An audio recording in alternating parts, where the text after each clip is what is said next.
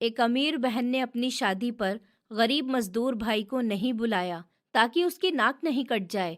भाई फिर भी पुराने कपड़ों में छुपकर शादी में पहुंच गया और बहन को शगुन का लिफाफा देकर चला गया। बहन ने सबके सामने उस लिफाफे को फाड़कर फेंक दिया, पर उसमें से पैसों के चेक की जगह एक पुरानी रसीद निकली। तो उसकी बहन दहाड़े मार मार कर रोने लगी, क्योंकि उस रसीद पर लिखा हुआ था कि मैं मायूस होकर फैक्ट्री से बाहर आया था। मुझे अपने मालिक से बहुत उम्मीद थी कि आज मुझे 3 लाख रुपए का कर्जा मिल जाएगा। मैं अपनी बहन के लिए एक भारी सा गिफ्ट लेकर जाऊंगा, पर मालिक ने मुझे साफ मना कर दिया था कि वो मुझे इतनी बड़ी रकम का कर्जा नहीं दे सकता है। हाँ, कम से कम अगर 30,000 की बात है तो वो तुम ले सकते हो। उसको भी तुम्हें 1 महीने में वापस करना होगा। मैं इतने कम पैसों का क्या करता। मेरी बहन की शादी थी। जिंदगी में उसने अपने आप को बनाने के लिए बहुत मेहनत की थी और मेरा फर्ज बनता था कि मैं उसकी मदद करता। लेकिन आखिरी मौके पर मुझे मालिक ने हरी झंडी दिखाकर मना कर दिया था। अब मैं उनको भी कसूरवार नहीं ठहरा सकता था। ये उनकी परेशानी नहीं थी, वो तो मेरी बहन थी। उसकी शादी मुझे ही करवानी थी। मैं अपनी बहन की जिम्मेदारी किसी और के सर पर नहीं डाल सकता था। अभी मैंने कुछ ही कदम चले थे कि जब अचानक से किसी ने मेरा नाम पुकारा था। सक्षम भाई, सुनो, रुको। मैं एकदम से रुक गया था और पलटकर देखा। मेरे मोहल्ले का एक ही आदमी मेरे सामने से भागता हुआ आ रहा था। उसको देखकर अभी मैं कुछ कहता, उससे पहले ही वो मेरी तरफ हाथ बढ़ाते हुए बोला कि बहुत बहुत मुबारक हो आपको, आपकी बहन की शादी। मुझे यकीन ही नहीं आ रहा कि तुम्हारी बहन ने इतने बड़े घराने में शादी की है। उसकी बात सुनकर मैंने हैरानी से उसका चेहरा देखा था और एकदम से बोला कि अभी उसकी शादी नहीं हुई, सिर्फ तारीख तय हुई है। शादी में अभी वक्त है। जबकि वो एकदम बोला, क्या हो गया है भाई, कल ही तो बारात थी, हम सबको बुलाया गया था। मेरी पत्नी भी खूब तैयार होकर गई थी। तुम्हारी बहन ने बहुत पैसा लगाया है। तुम कहीं नजर नहीं आए थे, इसलिए सोचा कि तुम्हें रास्ते में ही मुबारकबाद दे देता हूँ। उसकी बात सुनकर ऐसा लगा था कि जैसे मेरे कदमों के नीचे से जमीन ही निकल गई हो। भूमि का मैसेज मेरे पास आया था। उसने शादी की तारीख अगले हफ्ते की बताई थी। तो क्या वो मुझे अपनी शादी में बुलाना नहीं चाहती थी? ये सोच मेरे दिमाग में आते ही एकदम मेरी आंखें नम हो गई थी। पर मैंने उस आदमी के सामने बिल्कुल भी अपने जज्बात उभरने नहीं दिए। उसको मुबारकबाद देकर मैं खामोशी से घर की तरफ मुड़ गया था। जिस दिन से मेरी बहन ने नौकरी करना शुरू की थी, उस दिन से ही हम दोनों के बीच एक दीवार खड़ी हो गई थी। उसका कहना था, मेरी एक रेपुटेशन है। अगर किसी को पता चला कि मेरा भाई एक मामूली सी फैक्ट्री में नौकरी करता है तो बहुत बदनामी होगी और मेरी बेइज्जती होगी। इसलिए तुम मुझसे दूर ही रहा करो। पर मैं सोच भी नहीं सकता था कि वो मेरे बिना अपनी शादी कर लेगी। मैं सीधा अपने घर जाना चाहता था, पर अचानक से आधे रास्ते में ही मेरी पत्नी की कॉल आ गई थी। मैंने फोन रिसीव कर लिया। दूसरी तरफ से उसकी घबराई हुई सी आवाज सुनाई दी, सक्षम, आप जल्दी से घर आ जाइए। हमारी बेटी जीने से गिर गई है। उसके सर पर बहुत चोट आई है। मैं यहाँ पास के क्लिनिक में चली गई थी, पर वो किसी के भी संभलने में नहीं आ रही है। बस रो रो कर आपको ही पुकार रही है, बार बार, कि पापा को बुलाओ। अपनी पत्नी की ये बात सुनकर मेरे हाथ पांव एकदम से घबराहट में ठंडे पड़ गए थे।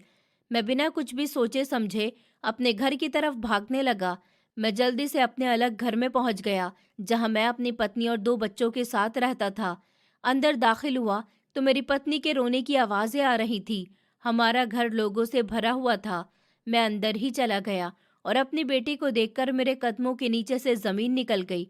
वो बिस्तर पर सर पर पट्टी बांध कर लेटी हुई थी। हाथ पर भी पट्टी बंधी हुई थी। उसको काफी गहरी चोट आई थी। मैं फौरन से उसकी तरफ बढ़ने लगा। मुझे देखते ही वो रोना शुरू हो गई थी। मेरी पत्नी की हालत भी यही थी। मोहल्ले वाले, मेरी पत्नी के मायके वाले, सभी यहाँ मौजूद थे। अगर कोई नहीं था तो सिर्फ मेरी माँ और मेरी बहन, पर न ही मेरा बाप आया था। मैंने अपनी पत्नी को देखकर नरमी से पूछा कि मम्मी को बताया है तुमने इस बारे में? तो उसने सर हाँ में हिला दिया था और रोते हुए बोली, आपसे पहले उन्हीं को फोन किया था, तो उनका कहना है वो अपनी बेटी की शादी के झमेलों में लगी हुई हैं। जैसे ही वो सब काम से निपट जाएंगी, वो मिलने के लिए आ जाएंगी। जबकि मैंने बिना कुछ भी कहे अपनी बेटी को अपनी बाहों में छुपा लिया था। मैं किसी से क्या ही शिकायत करता जब मेरी अपनी सगी बहन ने मुझे शादी में नहीं पूछा था। मेरी माँ को मैं एक बार याद नहीं आया कितनी अजीब बात है ना, गरीबी इंसान को इतना दूर कर देती है। ये सोचकर ही मेरी आत्मा कांप उठी थी। फिर काफी देर तक मैं अपनी बेटी के पास ही बैठा रहा। वहां मौजूद सब लोगों का मैंने शुक्रिया करा था कि वो लोग वक्त रहते यहाँ पहुंच गए थे और मेरी पत्नी का साथ दिया, जबकि वो सभी मुझे दिलासा देकर गए थे। अरे सक्षम भाई, आपको किसी भी चीज की जरूरत हो तो हमें बुला लेना, हम हाजिर हो जाएंगे। इसमें परेशानी की कोई भी बात नहीं है। आप लोग हमारे अपने ही हैं। उनकी इस बात से मेरा दिल भर आया था। जो लोग मेरे अपने नहीं थे, वो मुझसे इतनी हमदर्दी कर रहे थे और मेरे अपनों ने मुझे अपना भी नहीं समझा। लेकिन मैं क्या ही किसी से कुछ कहता। फिर कुछ ही देर में हमारा पूरा घर खाली हो गया था। मेरी बेटी दवाइयों के असर की वजह से गहरी नींद में सोने लगी। फिर मैंने ऊपर वाले का बहुत शुक्र किया था। उसके बाद अभी मैं उठकर बाहर आया ही था जब मेरी पत्नी फौरन से मेरे पीछे पीछे आ गई। मेरा इरादा अब मुंह हाथ धोकर अपनी मम्मी के घर की तरफ जाने का था। मैं उनसे ये पूछना चाहता था कि आखिर उन्होंने मेरे साथ ऐसा सुलूक क्यों किया। आखिर क्यों उन्होंने मुझे मेरी ही बहन की बारात में नहीं पूछा। मैं अपनी माँ से झगड़ा कर सकता था। अभी मैं मुंह धोने के लिए नल के पास ही आया था जब मेरी पत्नी भी मेरे पास आकर खड़ी हो गई और बहुत परेशानी भरे लहजे में मुझसे बोली कि क्या बात है, आप जब से आए हैं आपका चेहरा बहुत उतरा हुआ सा लग रहा है। आपने गुड़िया को प्यार भी नहीं किया ठीक से, कोई बात हो गई है क्या? ये बात सुनकर मैंने एक नज़र अपनी पत्नी के चेहरे के ऊपर डाली थी और अचानक से ही मेरा दिल भर आया। मैं बिना कुछ भी कहे उसके गले लगकर रोना शुरू हो गया था। इंसान जब किसी से प्यार करता है, खास करके अपने बहन भाइयों से और अपनी तरफ से, ऐसे दिल दुखाने वाली बातें होती हैं तो तकलीफ महसूस होती ही है। मैंने रोते हुए अपनी पत्नी को बताया था कि मेरी बहन शादी कर चुकी है और उसने मुझे बारात में भी नहीं बुलाया, सिर्फ इसलिए कि मैं गरीब हूँ और वो अमीर हो गई है। लेकिन ये गलत बात है। लोगों में बातें होती हैं। अब देखो, मोहल्ले का एक लड़का मुझे मिला था तो उसने मिलकर मुझे मुबारकबाद नहीं दी, बल्कि उसने मेरा मजाक उड़ाया और ये सब मेरी बहन की वजह से हुआ। अगर वो इंसानियत के नाते ही मुझे पूछ लेती तो उसका क्या चला जाता भला। उसने मुझे झूठी तारीख सेंड करी थी, जैसे वो कोई फॉर्मेलिटी पूरी कर रही हो। आखिर ये सब करके वो मुझे क्या जताना चाह रही है? अच्छी नौकरी लग जाना ये सब किस्मत की बात होती है, लेकिन ऊपर वाला कब किसका सिक्का पलट दे, कब किसकी किस्मत को खाक से आसमान तक पहुंचा दे, किसी को नहीं पता। मेरी बात सुनकर मेरी पत्नी कंधे पर हाथ रखकर नरमी से बोली थी, कोई बात नहीं है, वो नादान है। जब इंसान के पास नया नया पैसा आता है तो उसका दिमाग इतना ही चलता है, पर आप उसके भाई हो और एक भाई बाप के बराबर दर्जा रखता है। अब आपका ये फर्ज है कि आप उनके पास जाइए। हमने जो उनके लिए थोड़ा बहुत कुछ जोड़ा था, आप उनको देकर आ जाइए। ये आपकी जिम्मेदारी है। अगर वो आपको अब अपने रिसेप्शन में भी नहीं बुलाती तो आप नहीं जाना, पर आप मम्मी के पास जरूर जाइए और होकर आइए। उनको आपकी जरूरत है। उस बात का अंदाजा मुझे था। वो हमें शादी में नहीं बुलाना चाहती, पर इस बात का अंदाजा बिल्कुल भी नहीं था कि वो मुझे एक झूठी तारीख दे देगी। अपनी पत्नी की ये बात सुनकर मैं उससे बोला था कि तुम्हारा बहुत बहुत शुक्रिया। तुमने मुझे हर मुश्किल वक्त में समझाया है। मैं क्या चाह रहा हूँ, मेरे दिल में क्या चल रहा है, पता नहीं। तुम्हें कैसे पता चल जाता है? मेरी बात सुनकर वो फौरन से बोली, हम दोनों एक दूसरे के हम सफ़र हैं, एक दूसरे के लाइफ पार्टनर हैं और एक पार्टनर दूसरे की तकलीफ पहचान ही जाता है। आप हाथ मुंह धो लीजिए, जब तक मैं सब तोहफों को एक तरफ कर देती हूँ जो हमें उसको देना था। मैं भी आपके साथ चलती, पर हमारी गुड़िया के साथ जो हादसा हुआ, मेरी हिम्मत ही नहीं हो रही है कि अब मैं कहीं पर भी उसको अकेली छोड़कर जाऊं। अपनी पत्नी की बात सुनकर मैंने खामोशी से मुंह हाथ धो लिया था और कमरे में आ गया था। मेरी पत्नी ने बहुत मुश्किल से पैसे जमा करके मेरी बहन के लिए 4 जोड़ी कपड़े और एक हॉटपॉट का सेट और कुछ बर्तन भी थे जो उसने खरीदे थे। फिर मैं वो सामान लेकर अपनी बाइक पर बैठ गया था। मम्मी का घर मेरे घर से थोड़ा दूर ही था। मैं कच्ची बस्ती में रहता था और मम्मी और बहन ऊंचे इलाके में रहते थे। गाड़ी पर बैठकर मैं सीधा उनके घर की तरफ चल दिया। बार बार मेरी आंखें धुंधला रही थी, पर मैं खुद को संभाल रहा था कि ये दुनिया का दस्तूर है। अक्सर हालात में हमें ऐसी तकलीफें भी बर्दाश्त करनी ही पड़ती हैं। थोड़ी देर के बाद मैं उस इलाके में दाखिल हो गया था। वहाँ का वॉचमैन मुझे जानता था, वरना बाइक वाले इतनी आसानी से अंदर नहीं जाते थे। उसने मुझे अंदर जाने दिया। मैंने गाड़ी सीधा जाकर अपनी बहन और माँ के बंगले के सामने रोक दी थी। गाड़ी को बाहर ही खड़ा करके मैं सामान लिए अंदर चला गया था। ये 4 जोड़ी कपड़े और हॉटपॉट का सेट और कुछ बर्तन मुझे मामूली से लग रहे थे। मुझे यकीन था मम्मी ये कपड़े और ये सेट और ये बर्तन कभी भी उस तक नहीं पहुंचाएंगी। मैं अंदर दाखिल हो गया तो लम्हे भर के लिए मेरी आंखें फटी की फटी रह गईं। इतने आलीशान तरीके से घर को सजाया गया था कि पल भर के लिए मेरा दिल और ज्यादा उदास हो गया था। क्या मैं इतना ज्यादा गैर हूँ कि इतने सब तैयारी करने के बाद भी मुझे शादी में नहीं पूछा गया? मैं अब खामोशी से अंदर दाखिल हो गया था। हर तरफ मेहमान ही मेहमान मौजूद थे। मैं सीधा अपनी माँ के कमरे में चला गया।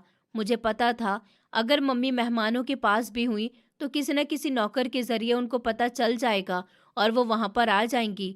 मेरे सोचने के बिल्कुल ठीक मुताबिक 10 मिनट के बाद मम्मी वहां पर आ गई थी। उनके चेहरे की हवाइयां उड़ी हुई थी। जरूर वो मुझे यहाँ पर देखकर हैरान हो गई थी। वो जैसे ही अंदर दाखिल हुई, मैं अपनी जगह से खड़ा हो गया था और उनको देखते हुए बोला कि बहुत बहुत मुबारक हो आपको, आपकी बेटी की शादी। कि आपको अपना बेटा एक बार भी याद नहीं आया?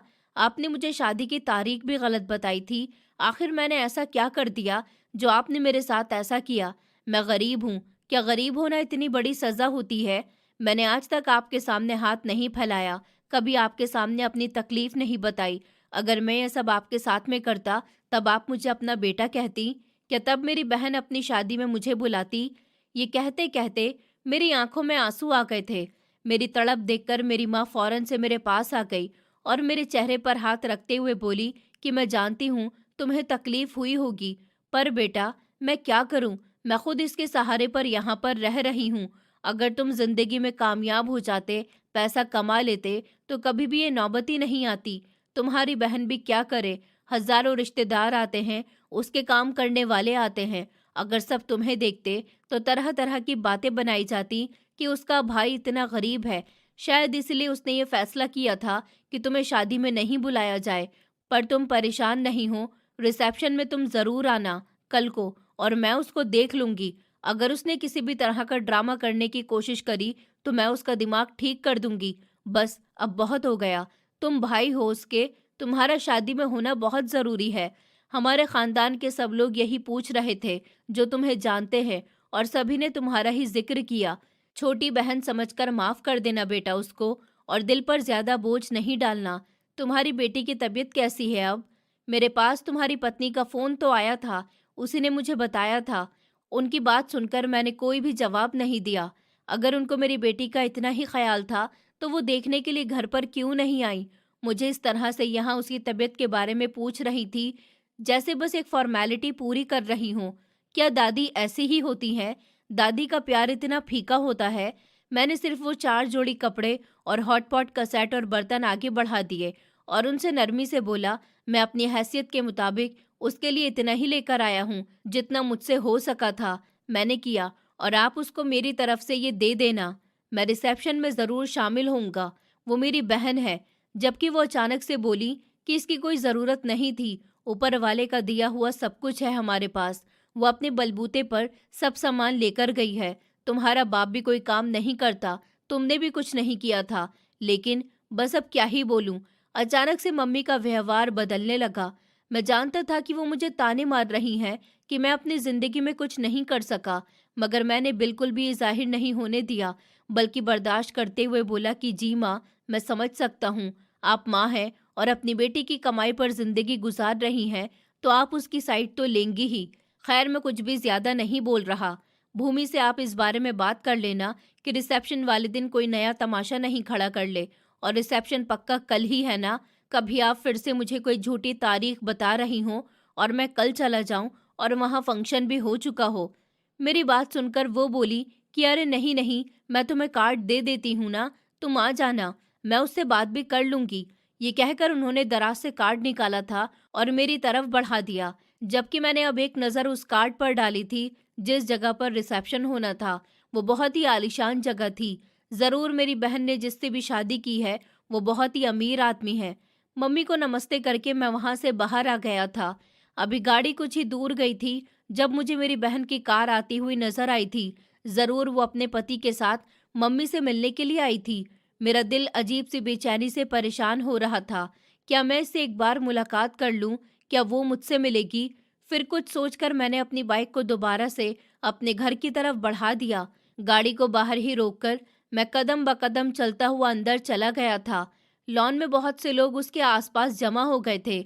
मेरी नज़र जैसे ही उसके बराबर में खड़े दूल्हे के ऊपर गई तो एकदम मेरा दिल धक से रह गया था। उसकी उम्र देखने से ही पता चल रही थी कि वो मेरी बहन से दुगनी उम्र का है। क्या वो पागल हो गई थी जो इतने बड़े आदमी से शादी करने की ज़रूरत पड़ गई? अब मेरा दिल और भारी हो गया था, पर मैं अपने आप को संभालकर उनकी तरफ बढ़ गया। जैसे ही मेरी माँ की नज़र मुझ पर पड़ी तो उनके चेहरे के होशो हवास उड़ गए थे। यकीनन मेरी बहन अपने पति से मुझे नहीं मिलाना चाहती थी। एक पल के लिए दिल में ख्याल पैदा हुआ कि मैं यहाँ से लौट जाता हूँ, बिना वजह बात बढ़ जाएगी, पर मैंने ऐसा नहीं किया था। इतने पास पहुंचकर मैं उससे मिले बिना नहीं जाना चाहता था। यानी कि मैंने गहरी सांस ली थी और उसको पुकारा था, भूमि, तुम अपने भाई से नहीं मिलोगी क्या? मेरी बात सुनकर वो झटके से पलटी थी और मुझे देखते ही उसके चेहरे पर दुनिया जहां का गुस्सा आ गया था। मैं कुछ कहता इससे पहले ही वो बोली कि तुम यहाँ क्यों आए हो? मम्मी ने तुम्हें शादी का बता दिया है क्या? मैंने उनको मना भी किया था, तुम्हें इन्फॉर्म नहीं किया जाए। मैं तुम्हें अपनी शादी में नहीं बुलाना चाहती। उसकी बात सुनकर मैं फौरन से बोला, पर मैं तुम्हारा भाई हूँ, क्या अपने भाई से एक बार गले भी नहीं मिलोगी तुम? अपनी जिंदगी का तुमने इतना बड़ा फैसला कर लिया, क्या मुझे एक बार मुबारकबाद भी नहीं देने दोगी? हाँ, मैं मानता हूँ मैं तुम्हारे लिए कुछ भी नहीं कर पाया, पर मैं तुमसे बहुत ज्यादा प्यार करता हूँ, तुम्हारे लिए जान भी दे सकता हूँ। मेरी बात सुनकर वो बोली, न तुम मेरे लिए जान दे सकते हो और न तुम मेरे लिए कुछ कर सकते हो। तुम सिर्फ और सिर्फ सबके सामने मेरा मजाक बनवा सकते हो।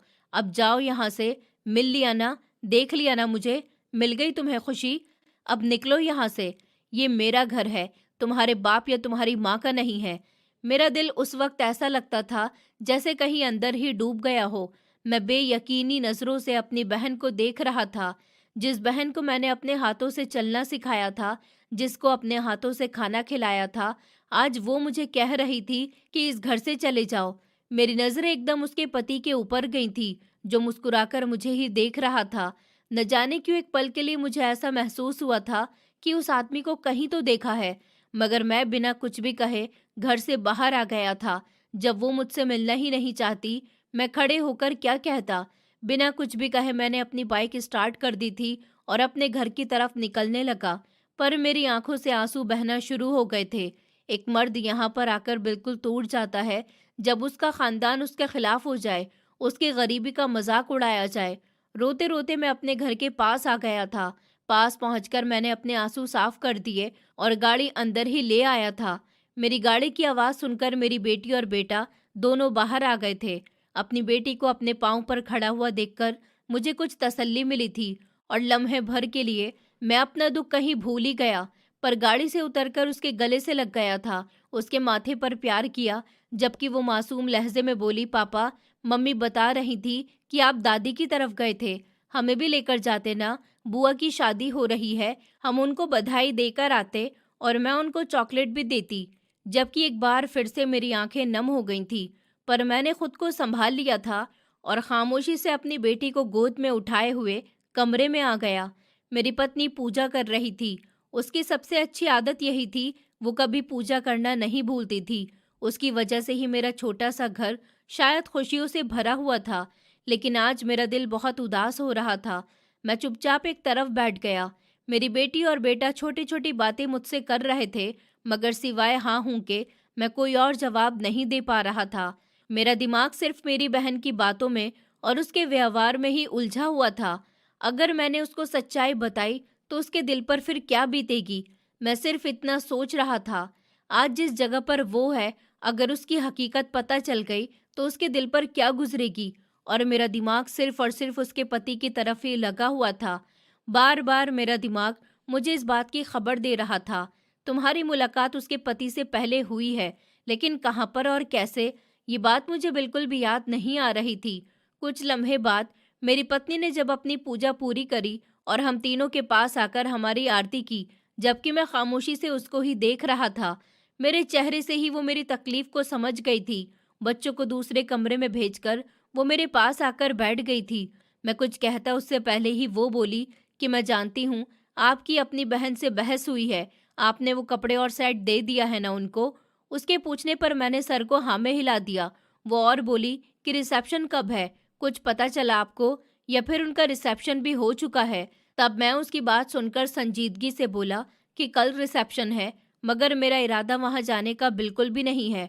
वो मुझे पसंद ही नहीं करती, मेरी शक्ल तक देखना नहीं चाहती है, उसको मुझसे कोई प्यार नहीं है। उसकी नज़र में मैं बहुत बड़ा गुनाहगार हूँ, लेकिन मैं क्या करूँ? मेरे पास कोई रास्ता भी तो नहीं है कि मैं उसके लिए कुछ और कर सकूँ।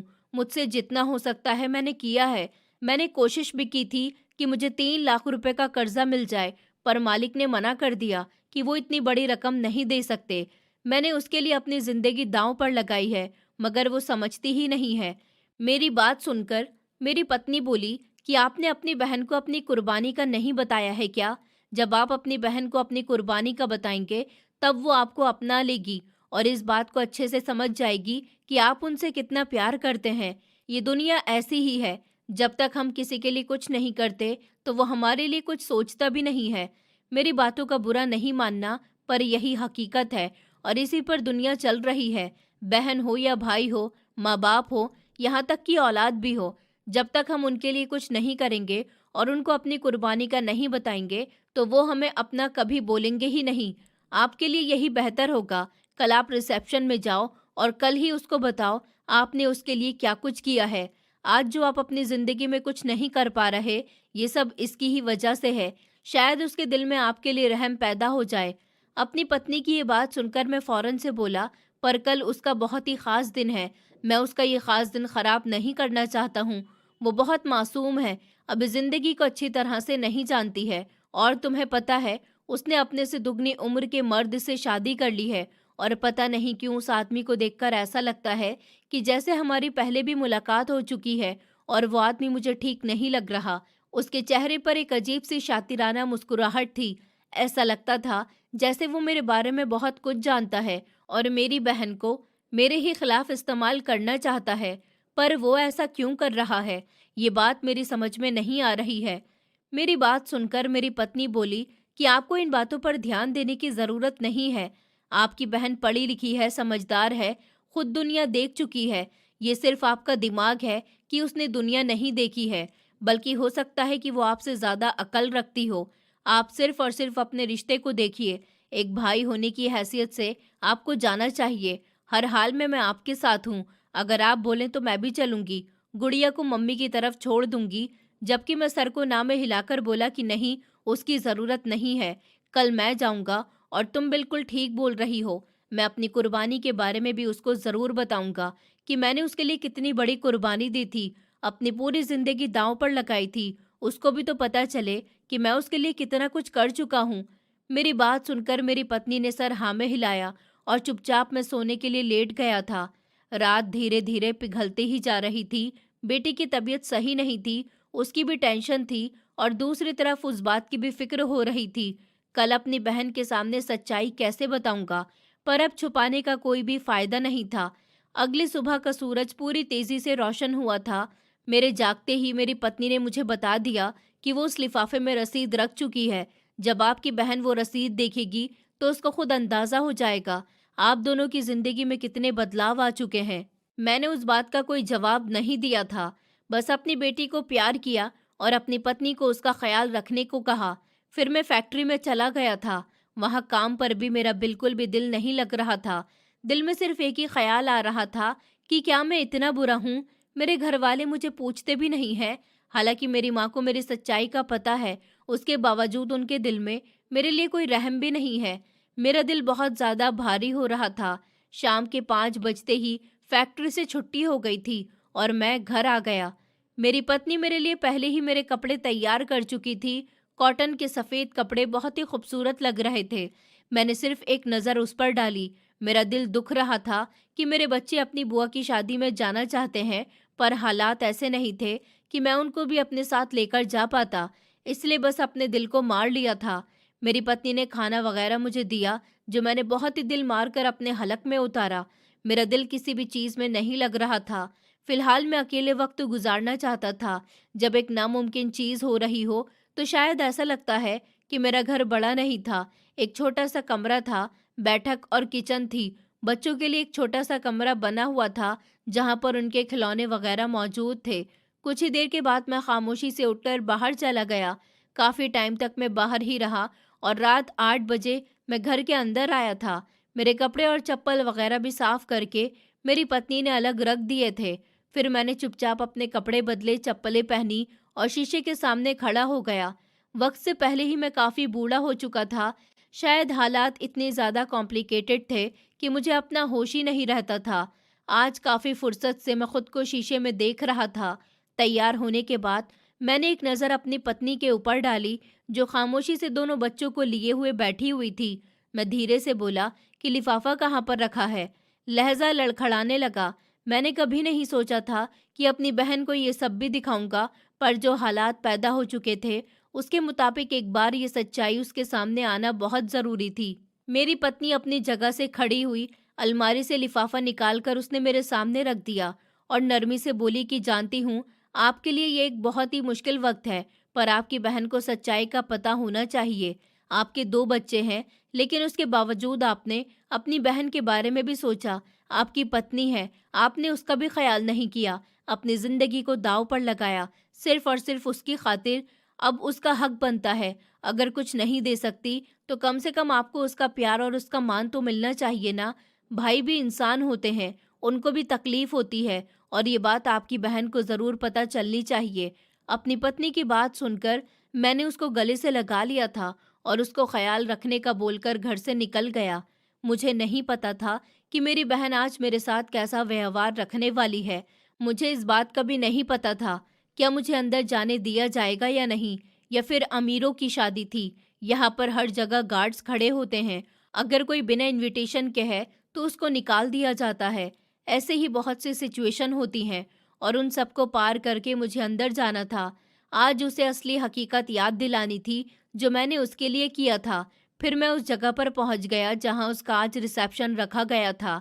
बाहर से ही वो जगह इतनी खूबसूरत थी कि एक पल के लिए मुझे अपने आप ही छोटा लगने लगा, मगर मैंने हिम्मत नहीं हारी। उस जगह के बाहर काफ़ी बड़ी बड़ी गाड़ियां खड़ी हुई थी। ज़रूर सब मेरी बहन के ही दोस्त होंगे। मैंने अपनी बाइक को एक तरफ लगा दिया और अंदर दाखिल हो गया। इत्तेफाक के तौर पर वहां पर कोई गार्ड वगैरह नहीं था। ये शायद साजिश के तौर पर खड़ा ही नहीं किया गया था। मैं चुपचाप अंदर गया। बहुत ही खूबसूरत इवेंट तय किया गया था। मेरा दिल एकदम से उदास हुआ। मेरी माँ मेरे बच्चों की दादी थी, कम से कम वो ही इस बात का तो एहसास कर लेती। अगर मेरे बेटे के बच्चे नहीं आएंगे तो फिर उन्हें कितना दुख होगा। क्या वो इंसान नहीं है? क्या गरीब लोगों का दिल नहीं होता? मेरे दिमाग में कई तरह के ख्याल आ रहे थे, पर मैंने हर ख्याल को झटक दिया। नज़र अब स्टेज के ऊपर गई थी। मेरी बहन अपने पति के साथ खड़ी हुई फोटो खिंचवा रही थी। मेरा दिल बहुत ज़्यादा भारी हो रहा था। आखिर वो इतनी कम उम्र और उसने इतनी बड़ी उम्र की मर्द से शादी क्यों करी? ये सब करके उसको क्या हासिल हुआ? वो दोनों पति पत्नी कम और बाप बेटी ज़्यादा लग रहे थे, मगर मैंने उस बात को भी पी लिया। अब वो उसकी पत्नी थी, उसकी हमसफ़र थी। मैं ऐसा सोच भी नहीं सकता था। मैंने जेब से लिफाफा बाहर निकाला और अपने कदम स्टेज की तरफ बढ़ा दिए। अभी भी मेरे दिल में बार बार यही सब ख्याल आ रहे थे कि मुझे ये नहीं करना चाहिए, मुझे लौट जाना चाहिए, ये सही नहीं है। पर मेरी पत्नी की बात भी ठीक थी। आप भी इंसान हो, आप भी उसके प्यार के हकदार हो, उसको सच्चाई पता होना चाहिए। कब तक आप इतनी बड़ी सच्चाई को छुपा कर रखोगे? जब आपकी माँ को एहसास नहीं है तो कम से कम आपकी बहन को तो एहसास होना चाहिए ना। आपने कोई छोटी कुर्बानी नहीं दी है। मैंने अपने दिल को समझा लिया और स्टेज के पास आ गया था। वो फोटो खिंचवाने में लगी हुई थी, इसलिए उसकी नज़र मेरे ऊपर नहीं गई। तकरीबन 10 मिनट के बाद वो लोग फोटो सेशन से फ्री हुए थे। मैं अब स्टेज पर चढ़ गया था। उसकी नज़र जैसे ही मेरे ऊपर गई, वो एकदम से अपनी जगह से खड़ी हो गई। मुझे पता था वो अब बदतमीजी करेगी, लोग मेरी तरफ देखने लगेंगे। मेरा दिल जोर से धड़कने लगा था और मैं यही तमाशा नहीं चाहता था। कुछ भी था, खैर वो मेरे घर की इज्जत थी और बहन बेटियों पर इज्जत ज़रा भी ख़राब नहीं होना चाहिए। मेरी बहन पास आते ही गुस्से से बोली कि यहाँ पर क्यों आए हो? मैंने तुम्हें अपनी शादी में इनवाइट ही नहीं किया, फिर क्या देखने के लिए आए हो तुम? तुम जैसे लोग मेरे सामने खड़े होने की हैसियत भी नहीं रखते हो, जाओ यहाँ से। जबकि मैं उसको देखते हुए बोला, मैं यहाँ पर सिर्फ तुम्हें आशीर्वाद और ये लिफाफा देने के लिए आया हूँ। जानता हूँ कि तुम्हारे सामने खड़े होने की मेरी औकात नहीं है, लेकिन आज तुम्हें हकीकत पता चल जाएगी, इसी में भलाई है। मेरी बात सुनकर वो एकदम से भड़क उठी। मुझे किसी भी तरह की भलाई नहीं चाहिए, बस बहुत हो गया। जाओ यहाँ से, मेरा फंक्शन खराब मत करो, लोग तुम्हें देख रहे हैं। मैं उसको देखते हुए बोला कि आज सच्चाई तुम्हें पता चल के ही रहेगी। तुम मुझे आज जितना भी धुतकार दो, मैं तुम्हारे सामने खड़े होकर सच्चाई जरूर बताऊंगा। माँ एक जालिम औरत है और औलाद को दूर कर रही है, सिर्फ पैसे की वजह से। आज मैं उनकी औलाद को हर हकीकत से जाहिर करूंगा। जो दूरियां हम दोनों में पैदा हुई हैं, वो सब खत्म हो जाएंगी। ये सब मेरी तरफ से तुम्हारे लिए बेहतर होगा। इसको घर जाकर खोलना। ये कहते ही मैंने लिफाफा उसकी तरफ बढ़ा दिया, जब अचानक से वो झपटने वाले अंदाज में लिफाफा छीनते हुए बोली कि नहीं, मैं अभी के अभी देखूंगी कि तुम क्या दे सकते हो। ज्यादा से ज्यादा 1000 रुपए दिए होंगे, तुम्हारी यही औकात है। ये कहकर उसने लिफाफा फाड़ दिया।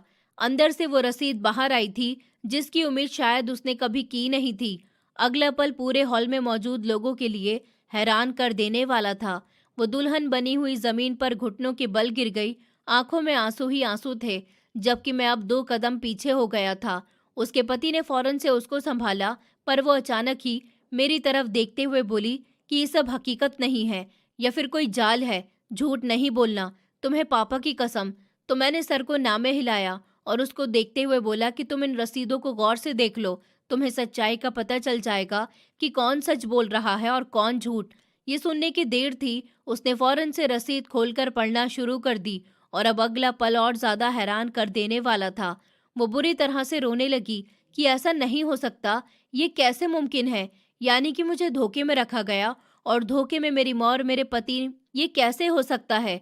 मुझे गुर्दा देने वाला कोई और नहीं बल्कि मेरा अपना भाई था। फिर इन दोनों ने मुझसे झूठ क्यों बोला। ए ऊपर वाले, ये सब क्या है। ये कहते ही वो एक बार फिर से फूट फूट कर रोने लगी। मैं उसके पास ही बैठ गया और उसका हाथ पकड़कर बोला कि क्या कहना चाहती हो। वो बोली, जब मैंने अपनी तकलीफ के वक्त तुम्हारे बारे में पूछा था, तो मम्मी ने मुझे यही बोला था कि तुम आए ही नहीं हो, तुम्हें इन मामलों में दखल नहीं देना है। यही वजह है कि मैं तुमसे नफरत करने लगी थी। पर मुझे क्या पता था तुम दूसरे ही कमरे में मेरी खातिर लेटे हुए हो। तुमने मुझे अपना गुर्दा क्यों दिया। तुम्हारी अपनी जिंदगी है, तुम्हारी पत्नी है, तुम्हारे 2 बच्चे भी हैं। तुमने ऐसा कदम क्यों उठाया।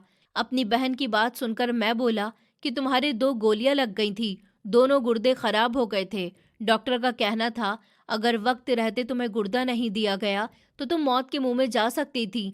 मैंने हमेशा तुम्हें अपनी बहन नहीं बल्कि अपनी बेटी समझा। यही वजह थी कि सबसे पहले मैंने डोनर तलाश करने की कोशिश करी थी, पर कहीं से भी गुर्दे का बंदोबस्त ही नहीं हो पाया। यही वजह थी, जब डोनर नहीं मिला तो मैंने अपने गुर्दे का टेस्ट दिया और ऊपर वाले की करनी ऐसी हुई कि मेरा गुर्दा तुमसे मैच हो गया और मैंने फौरन से हामी भर ली। मेरी पत्नी ने उस वक्त मुझे बिल्कुल भी नहीं रोका था, बल्कि उसने मेरा हौसला बढ़ाया था कि बहनों के काम भाई ही आते हैं। ये सब बताने का मकसद तुम पर एहसान जताना नहीं है। सिर्फ मैं इतना चाहता हूँ कि तुम मुझे अपना भाई और मेरे बच्चों को अपना भतीजी भतीजा समझो। उनको गले से लगाओ, उनको अपना प्यार दो। वो तुम्हारे प्यार को तरस गए हैं। वो अपनी पुरानी बुआ को याद करते हैं और मैं भी अपनी बहन को बहुत ज्यादा याद करता हूँ। ऊपर वाले के लिए सब कुछ खत्म कर दो। मेरी बात सुनकर वो अपनी जगह से खड़ी हो गई और बिना समझने का मौका दिए उसने अपने पति के मुंह पर एक जोरदार थप्पड़ मार दिया।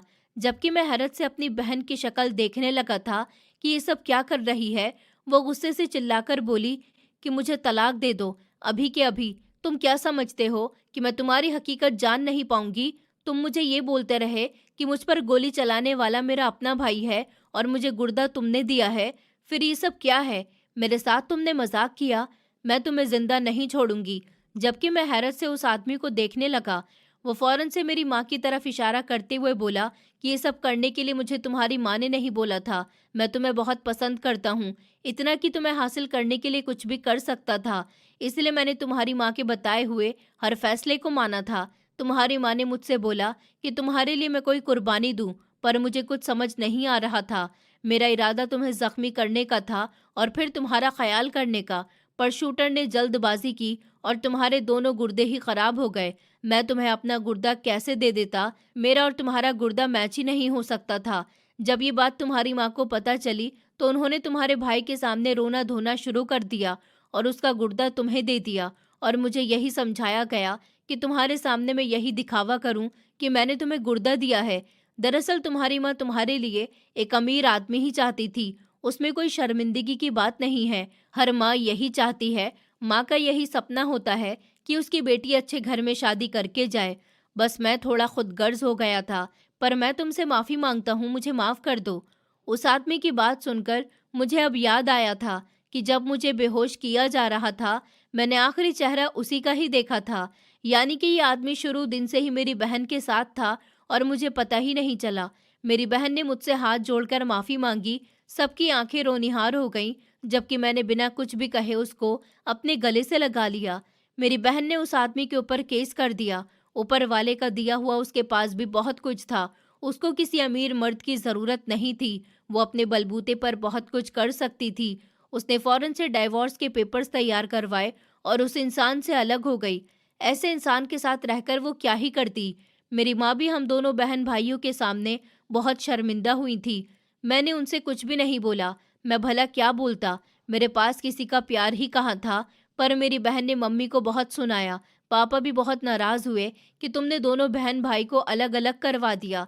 ये सब करके तुम्हें क्या हासिल हुआ था? जबकि मम्मी का कहना था कि मैं सिर्फ अपनी बेटी की ज़िंदगी बनाना चाहती थी। बेटे ने अपनी मर्जी करके शादी करी थी, पर मैं अपनी बेटी के साथ ये सब नहीं होता हुआ देखना चाहती थी। वो कब तक मेहनत करती, मैं चाहती थी कि वो शादी कर ले और एक ऐसे इंसान को अपनी ज़िंदगी में शामिल कर ले जो उसकी हर ख्वाहिश को पूरा कर दे। मेरी बहन मेरी माँ से नाराज़ रहने लगी थी, पर मेरे समझाने पर उसने उनको भी माफ़ कर दिया। अब ऊपर वाले ने उसकी ज़िंदगी में एक बेहतरीन हमसफ़र को भेजा है, युवान। वो बहुत ही अच्छा इंसान है। मेरी बहन की उम्र से 4 साल बड़ा है। दोनों के बीच बहुत अच्छी बॉन्डिंग है। ये देखकर मैं बहुत खुश हूँ कि मेरी बहन अब अपनी ज़िंदगी में एक अच्छे हमसफ़र को शामिल कर चुकी है। उसने मुझे भी एक छोटा सा कारोबार करवाया। मैंने उसको बहुत मना किया था कि मुझे सिर्फ तुम्हारा साथ चाहिए, तुम्हारा पैसा नहीं। पर उसका कहना था कि जब किसी एक भाई के पास पैसा होता है तो वो अपनी बहन पर लगाता है। अगर बहन के पास है तो वो भी अपने भाई पर लगा सकती है। तुम मेरा इतना साथ दे सकते हो तो क्या मैं तुम्हारा साथ नहीं दे सकती हूँ? तुमने मेरी खातिर अपनी जान की भी परवाह नहीं करी, तो क्या मैं तुम्हें सिर्फ एक कारोबार नहीं करवा सकती? हम दोनों बहन भाई बहुत खुश हैं। मैं ऊपर वाले का जितना भी शुक्र करूँ ना, तो वो कम ही कम है।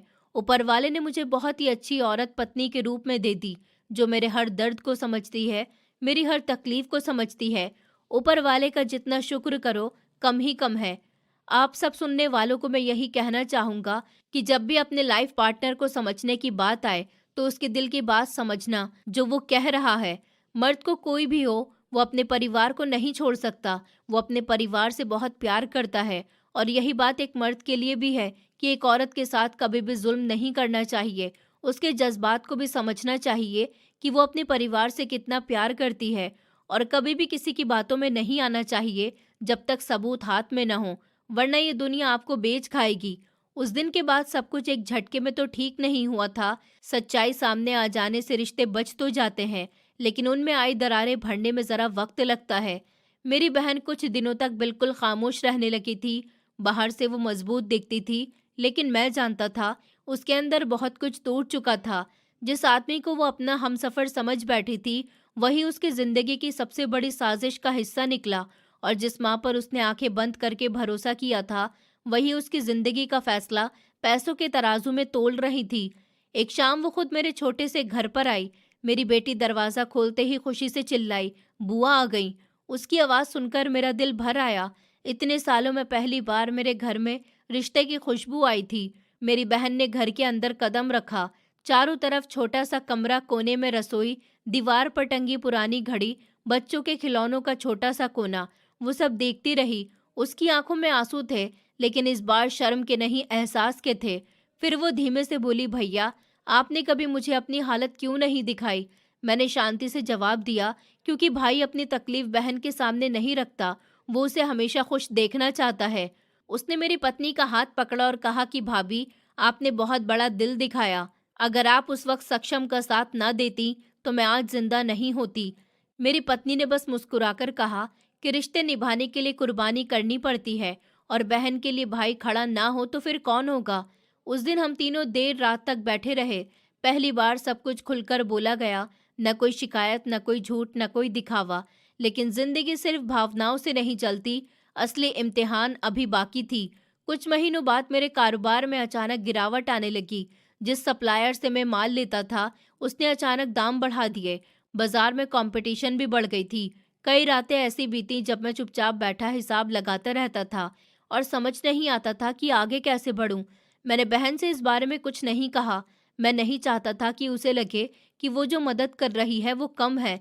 मैं खुद अपने पैरों पर खड़ा होना चाहता था, लेकिन बहन को शायद मेरी चुप्पी पड़ना आ गया था।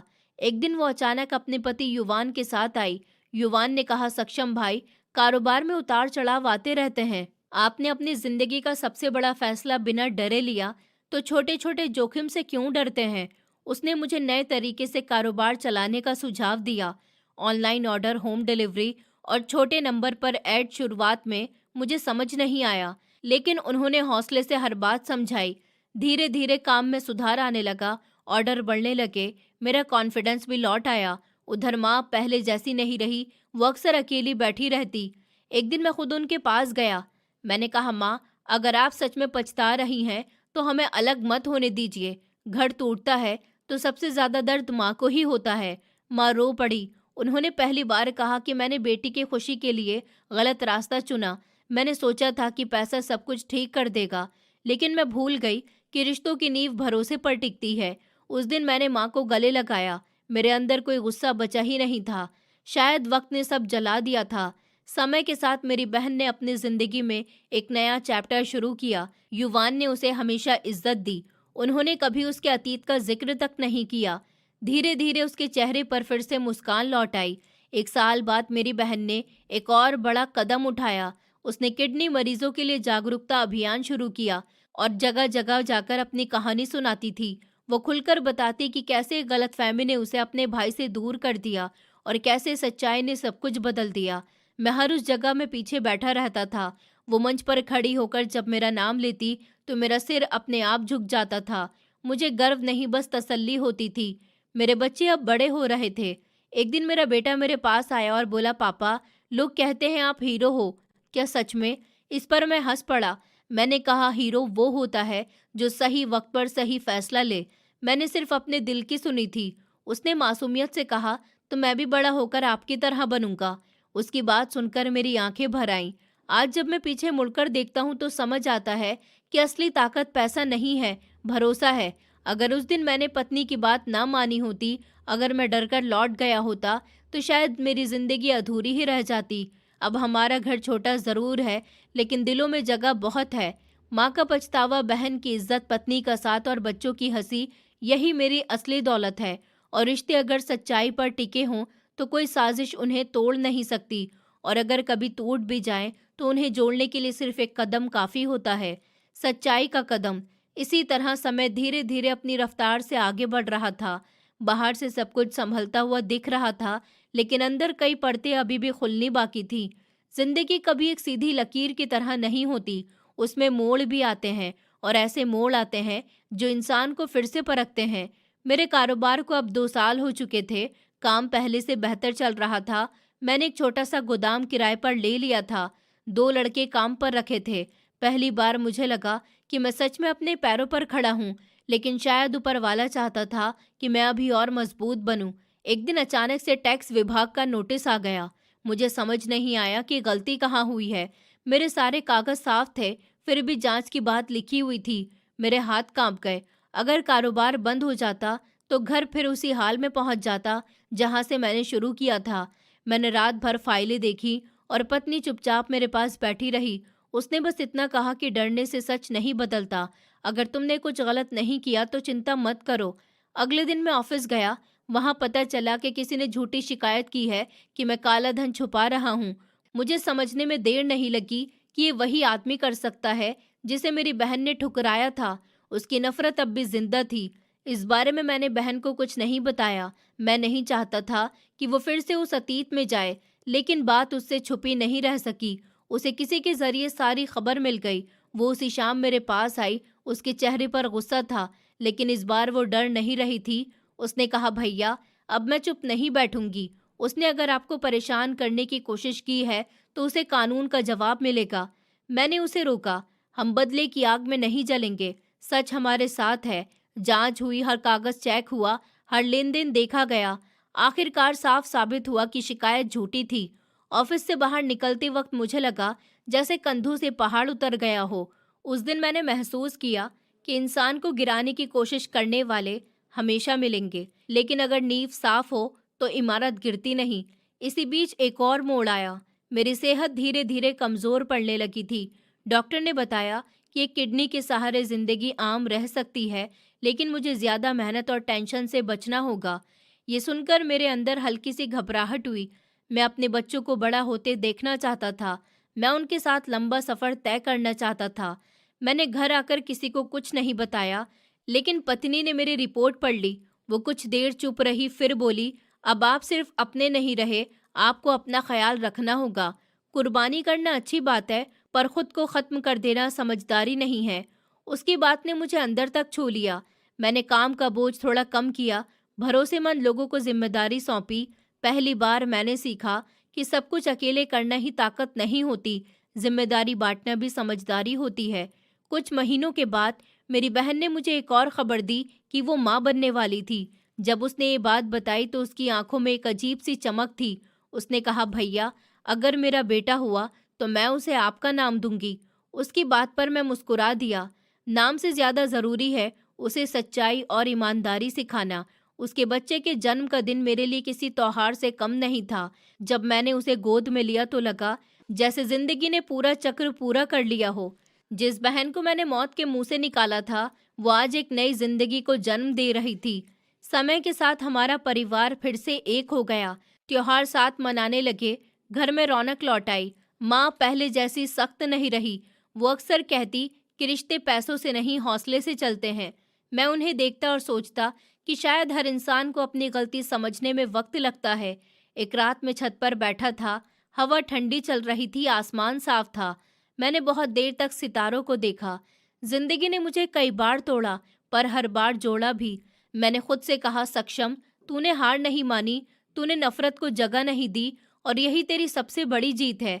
आज मेरा कारोबार मेरे साथ है, बच्चे पढ़ाई में अच्छे हैं, बहन भी खुश है, हमारे घर में सुकून है। लेकिन मैं ये भी जानता हूँ कि जिंदगी कभी पूरी तरह आसान नहीं होती। हर सुबह एक नया इम्तिहान लेकर आती है। फर्क सिर्फ इतना है कि अब मैं डरता नहीं हूँ, क्योंकि मैंने एक बात सीख ली है, सच्चाई, सब्र और परिवार का साथ अगर हो तो सबसे मुश्किल रास्ता भी पार किया जा सकता है। आज जब मैं अपनी जिंदगी की इस जगह पर खड़ा हूँ तो पीछे मुड़कर देखता हूँ तो समझ आता है कि असली दौलत पैसा नहीं बल्कि रिश्तों की सच्चाई होती है। मैंने बहन के लिए जो किया वो कोई एहसान नहीं था, ये मेरा फर्ज था। अगर उस दिन मैं डर जाता या चुप रहता तो शायद मेरा परिवार हमेशा के लिए बिखर जाता। मैंने ये सीखा कि गलतफहमियां सबसे खतरनाक दीवार होती हैं, जो अपनों को अपनों से दूर कर देती हैं। लेकिन अगर हिम्मत करके सच को सामने रख दिया जाए तो वही दीवार गिर भी सकती है। मेरी पत्नी ने मुझे सही समय पर सही राह दिखाई। मेरी बहन ने सच्चाई को अपना करके रिश्ते को फिर से जिया, और मेरी माँ ने अपनी गलती मानकर परिवार को जोड़ लिया। आज मेरे पास कोई महल तो नहीं है, लेकिन मेरा घर प्यार से भरा है। बच्चे मुस्कुराते हैं, बहन प्यार से गले लगाती है, और माँ आशीर्वाद देती है। यही मेरी असली जीत है, और मुझे गर्व है कि मैंने रिश्तों को टूटने नहीं दिया। दोस्तों, उम्मीद करती हूँ आपको हमारी कहानी पसंद आई होगी। कहानी पसंद आई है तो वीडियो को लाइक करें, चैनल पर नए हैं तो चैनल को सब्सक्राइब करें, और हाँ, नोटिफिकेशन बेल को ज़रूर दबाएं ताकि अगली अपडेट सबसे पहले आपको मिले।